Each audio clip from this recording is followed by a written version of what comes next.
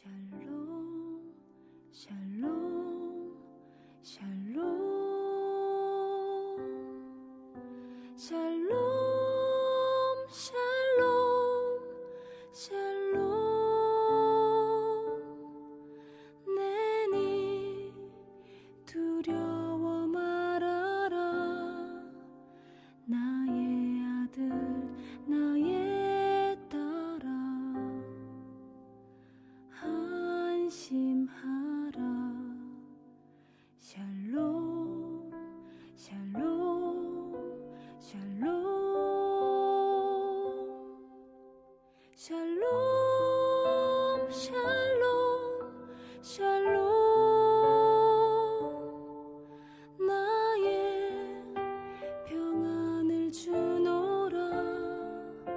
세상과는 다른 평안, 두려워 마라. 샬롬.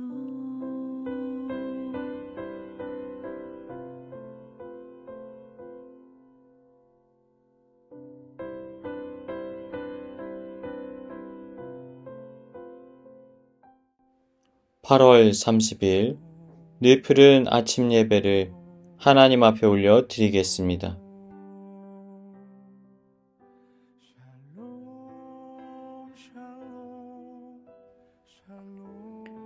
오늘은 야고보서의 말씀을 가지고 하나님의 은혜를 나누겠습니다. 본서의 저자인 야고보는 예수님의 친동생 야고보입니다. 그는 예수님께서 지상에 계실 때 예수님을 믿지 아니하였습니다. 그러나 예수님의 부활 직후에 개종하여서 예루살렘 교회의 최초의 초대 감독이 되었고, 초대교회 당시 베드로와 요한과 함께 교회의 기둥과 같은 역할을 감당해 왔습니다. 이러한 그가 돌에 맞아 순교하기 전까지 야고보서를 기록합니다. 그래서 야고보서는 신약 성경 중에 가장 먼저 기록된 책으로 알려져 있습니다.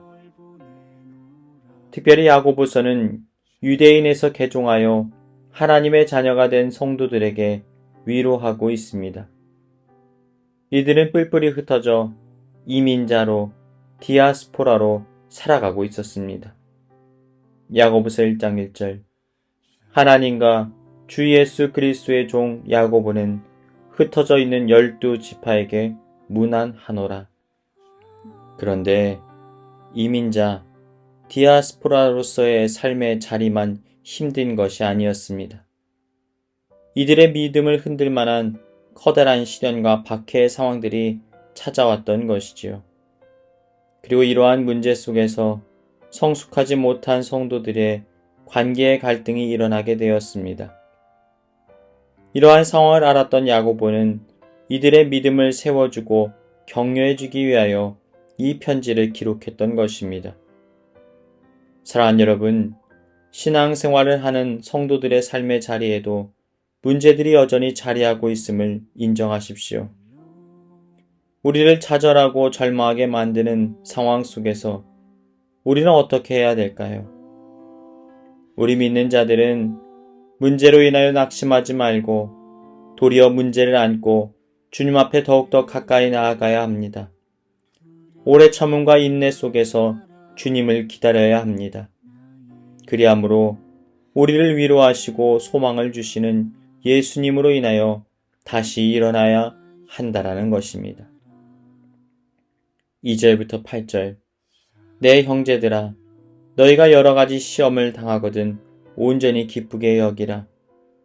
이는 너희 믿음의 시련이 인내를 만들어내는 줄 너희가 알미라. 인내를 온전히 이루라.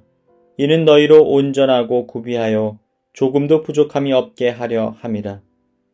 너희 중에 누구든지 지혜가 부족하거든 모든 사람에게 후히 주시고 꾸짖지 아니하시는 하나님께 구하라. 그리하면 주시리라.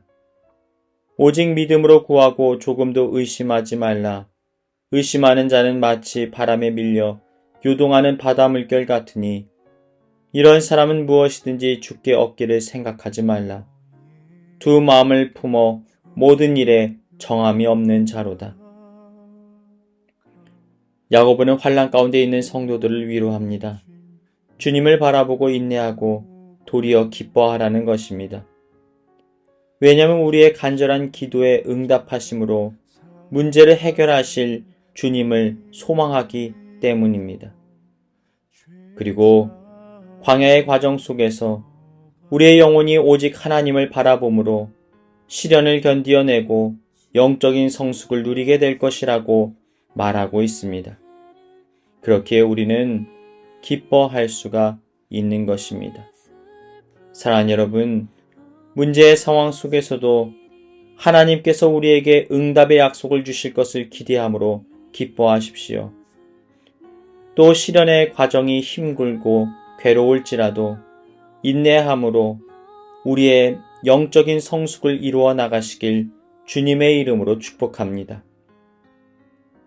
이제 야고보는 교회 안의 분열과 갈등에 대해서도 이렇게 권면합니다. 9절부터 11절. 낮은 형제는 자기의 높음을 자랑하고 부한 자는 자기의 낮아짐을 자랑할지니 이는 그가 풀의 꽃과 같이 지나감이라.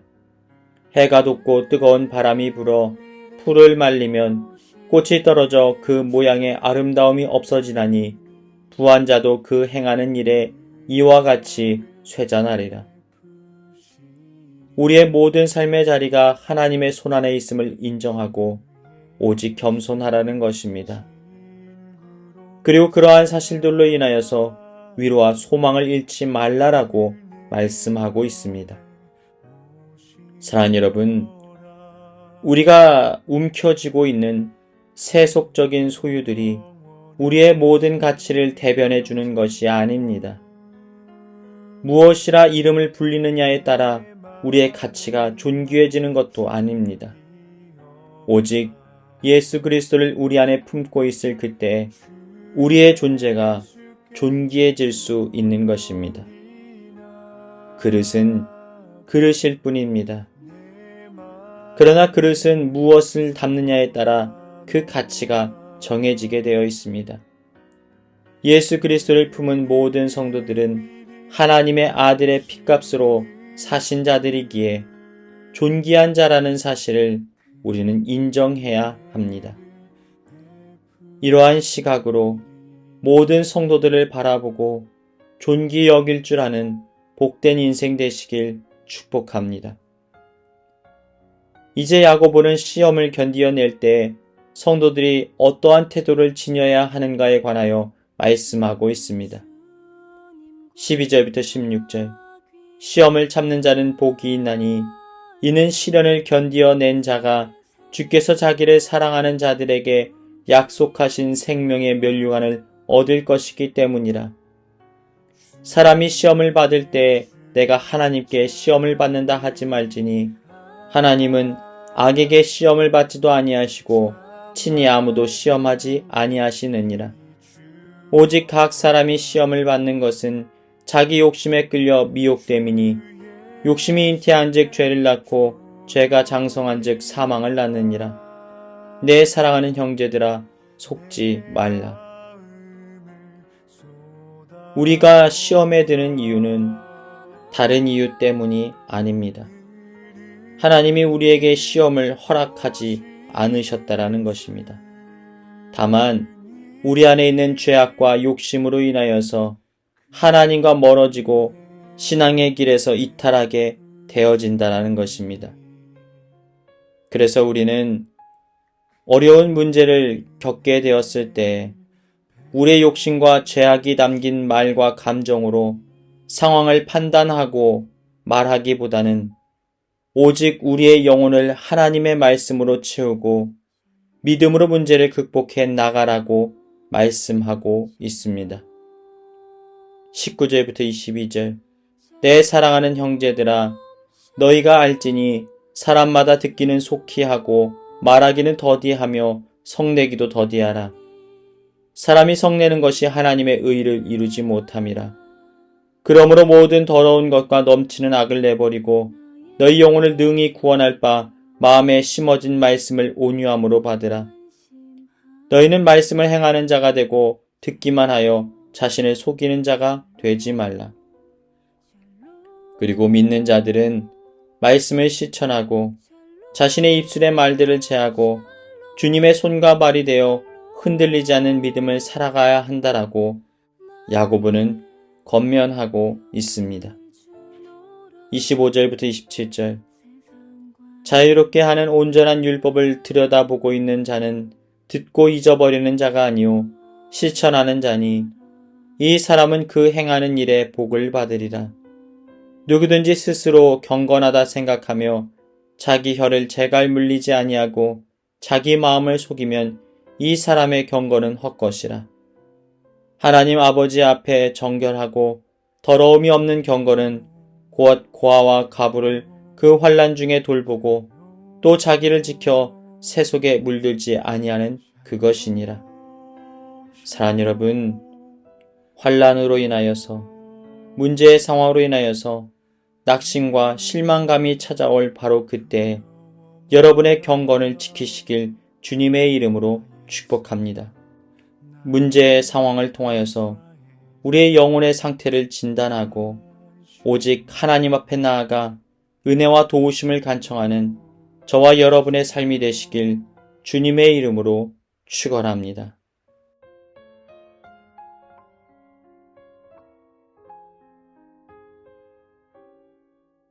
이 시간 교회 주신 공동의 기도 제목을 가지고 다 같이 기도하시겠습니다. 첫 번째로 문제와 낙심의 상황 속에서도 오직 하나님을 바라봄으로 소망 중에 기뻐하게 하여 주옵소서. 내 힘으로 어찌할 수 없는 모든 상황들을 하나님께 맡겨드림으로 주님의 일하심을 보게 하여 주옵소서. 불안과 두려움이 가득한 세상 가운데 주님의 위로와 평화가 임하게 하여 주옵소서. 다 같이 기도하시겠습니다.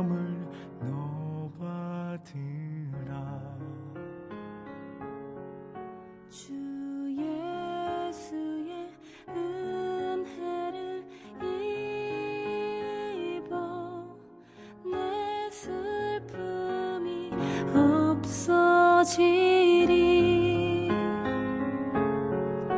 내 이웃을 늘 사랑하여 너 받은 것 거저주라 주 예수께 조용히 나가 내 마음을 쏟아놓으라 늘은 미리 보시는 주님 그 은혜를 베푸시리 주 예수를 친구로 삼아 늘 내 옆에 모시어라 그 영원한 생명샘 물에 내 마른 목 죽이어라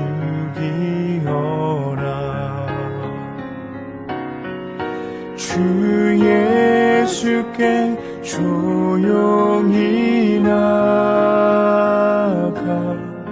내 마음을 쏟아놓으라